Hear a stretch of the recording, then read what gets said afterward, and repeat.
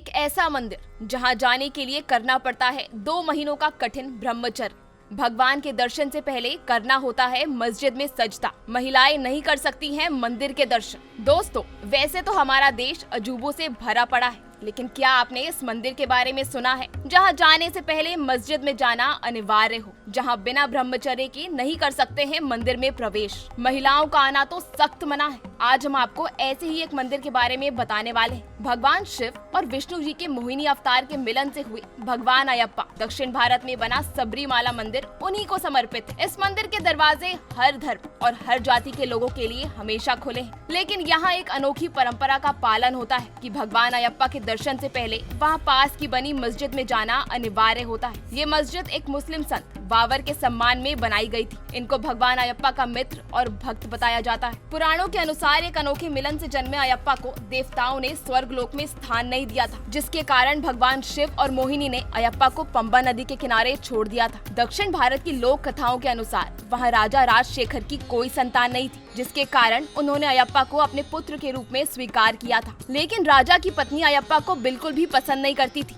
एक बार वो बीमारी का बहाना बना लेती है, दवा के रूप में शेरनी का दूध लाने को बोलती है। अयप्पा भी अपनी माँ की दवा के लिए जंगल में जाते हैं, लेकिन वहाँ उनको एक असुर रूप महिषी मिलती है, जो कि महिषासुर की बहन थी। वो भगवान अयप्पा पर जैसे ही हमला करती है, अयप्पा के एक ही वार से वो मर जाती है। उसके मरने के बाद वो महिषी एक सुंदर अप्सरा के रूप में आ जाती है और ऋषि शाप के कारण अपने महिषी होने का कारण बताती है। वो अप्सरा खुद को मलिकापुरत्थम बताती है। वो अयप्पा से ये कहती है कि वो उनकी पत्नी बनकर उनकी सेवा करना चाहती है, लेकिन ऐसा संभव नहीं था क्योंकि अयप्पा ने ब्रह्मचर्य का व्रत लिया था। लेकिन फिर भी वो उसकी इच्छा का मान रखते हुए कहते हैं कि आज से मैं जंगल में जाकर गहरी तपस्या में डूब जाऊंगा। लोग मेरे दर्शन के लिए दूर दूर से आएंगे और कठिन ब्रह्मचर्य का पालन करेंगे। लेकिन यदि एक भी दिन ऐसा हुआ जब कोई भी भक्त मेरे दर्शन को नहीं आएगा, उसी दिन मैं तुमसे विवाह करूंगा। अयप्पा के इसी वचन को मानकर आज भी देवी मलिकापुरत्थमा अयप्पा के मंदिर से कुछ ही दूरी पर बने मलिकापुरत्थमा मंदिर में उनका इंतजार कर रही हैं। मंदिर में दर्शन करने वाले भक्तों को कन्नी स्वामी कहा जाता है।